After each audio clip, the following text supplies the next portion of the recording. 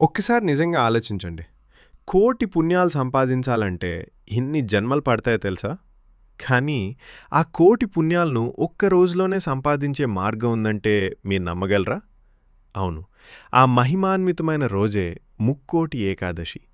దీన్నే వైకుంఠ ఏకాదశి, స్వర్గద్వార ఏకాదశి అని కూడా పిలుస్తారు. కానీ ఒక ప్రశ్న. ఎందుకు ఈరోజు ఉత్తరద్వారం గుండా మాత్రమే స్వామిని దర్శించాలి? ఈ పేర్లెలా వచ్చాయి? ఈ పుణ్యదినం వెనుక దాగి ఉన్న అసలు రహస్యం ఏంటి? రండి, ఈ అద్భుత ఆధ్యాత్మిక ప్రయాణాన్ని ప్రారంభిద్దాం. ఒక సంవత్సరంలో 24 ఏకాదశులొస్తాయి. కానీ ఈ ఒక్క ఏకాదశికే ఇంత విశిష్టత ఎందుకు?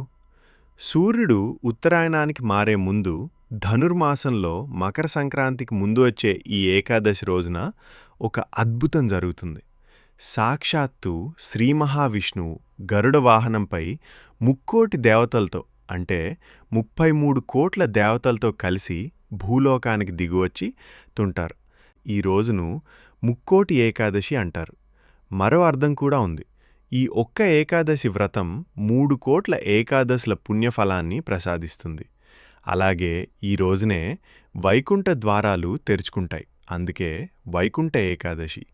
దక్షిణాయనంలో మరణించిన పుణ్యాత్ములకు స్వర్గప్రవేశం కల్పించే రోజు కావడంతో స్వర్గద్వార ఏకాదశి అని కూడా పిలుస్తారు. ఇప్పుడు ఈ ఏకాదశి వెనుకున్న అద్భుతమైన కథను తెలుసుకుందాం.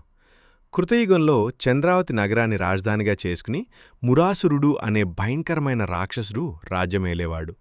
అతడు అత్యంత క్రూరుడు, ప్రజలను హింసించేవాడు, దేవతల్ని ఓడించాడు. చివరకు త్రిమూర్తులపైనే అహంకారంతో ఎదిరించాడు. భయంతో వణికిపోయిన దేవతలు వైకుంఠానికి చేరుకుని శ్రీ మహావిష్ణువు పాదాల వద్ద శరణాగతి చేశారు. శ్రీహరి యుద్ధానికి సిద్ధమయ్యాడు.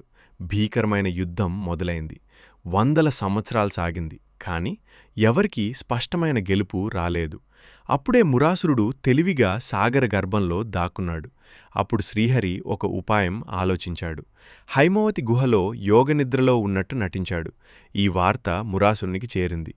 ఇదే అవకాశం అని భావించి ఆ రాక్షసుడు స్వామిని సంహరించాలనే దుర్బుద్ధితో గుహలోకి ప్రవేశించాడు. అక్కడే అద్భుతం జరిగింది. విష్ణుమూర్తి శరీరం నుంచి ఒక దివ్యమైన శక్తి ప్రవహించింది. ఆ శక్తి అందమైన కన్యగా అవతరించింది. ఆమె కేవలం తన చూపుతోనే మురాసురుని భస్మం చేసింది. ప్రసన్నుడైన శ్రీహరి అడిగాడు, నీ పేరు ఏకాదశి, నీకికు ఏ వరం కావాలి? ఆ దేవి వినమ్రంగా పలికింది, స్వామి, నేను జన్మించిన ఈ రోజున నా పేరుతోనే ఈ దినం ప్రసిద్ధి చెందాలి. ఈ రోజున వ్రతం చేసి ఉపవాసం ఉండి జాగరణ చేసిన వారికి సకల పాపాలు తొలగి వైకుంఠ ప్రాప్తి కలగాలి. శ్రీహరి ఆ వరాన్ని ప్రసాదించాడు. అందుకే ఈ ఏకాదశికి ఇంత ఇప్పుడు ఒక ముఖ్యమైన ప్రశ్న. ఏకాదశి రోజున బియ్యం ఎందుకు తినకూడదు? విష్ణుపురాణం చెప్తుంది, ఏకాదశి రోజున మురాసురుడు బియ్యంలో దాక్కుంటాడని. అందుకే ఈ రోజున బియ్యంతో చేసిన ఏ పదార్థం తినకూడదు. కానీ దీనికొక లోతైన ఆధ్యాత్మిక అర్థం కూడా ఉంది. మురా అంటే తామసిక రాజసిక గుణాలకు ప్రతీక. ఉపవాసం జాగరణ ద్వారా ఈ గుణాలను జయిస్తే సత్వగుణం వికసిస్తుంది. అదే ముక్తి మార్గం. ఇప్పుడు ఉత్తరద్వారం ఎందుకంత పవిత్రమో చెప్పే అద్భుతమైన కథను వినండి. ఒకప్పుడు శ్రీ మహావిష్ణువు పాలసముద్రంలో శేషతల్పంపై యోగనిద్రలో ఉన్నారు. ఆయన చెవుల మల్లాల్నుంచి మధుడు, కైటబుడు అనే 2 రాక్షసులు జన్మించారు. వారు బ్రహ్మదేవుణ్ణి బెదిరించారు. భయంతో బ్రహ్మ విష్ణువుని ప్రార్థించాడు. శ్రీహరి ప్రత్యక్షమయ్యాడు. మీరు నానుంచే పుట్టారు, ఈ రాక్షసత్వాన్ని వదిలేయండి. కాని వారు అహంకారంతో నవ్వారు. మేమే నీకు వరమిస్తాం అన్నారు. శ్రీహరి చిరునవ్వుతో అన్నాడు, అయితే మీరు నా చేతిలోనే మరణించాలి. భీకర యుద్ధం మొదలైంది. ఆ యుద్ధంలో రాక్షసులు విష్ణుమూర్తి శరీరాన్ని స్పర్శించారు. ఆ క్షణంలోనే వారి మనసు మారిపోయింది. వెంటనే శరణాగతి చేశారు. స్వామి, మమ్మల్ని ఎప్పటికీ వైకుంఠంలోనే మీతోనే ఉంచండి. శ్రీహరి ఉత్తరద్వారాలు తెరిపించాడు. ఆ పవిత్రమైన రోజే ఏకాదశి. మధు, కైటబులు విష్ణువులో ఐక్యమయ్యారు. ముక్కోటి దేవతలు కూడా ఉత్తరద్వారం గుండా దర్శించి కృప పొందారు. అందుకే ఈ రోజున ఉత్తరద్వార దర్శనానికి ఇంత ప్రాముఖ్యత. భక్తులారా, వైకుంఠ ఏకాదశి మన జీవితాన్ని పవిత్రం చేసుకునే అద్భుత అవకాశం.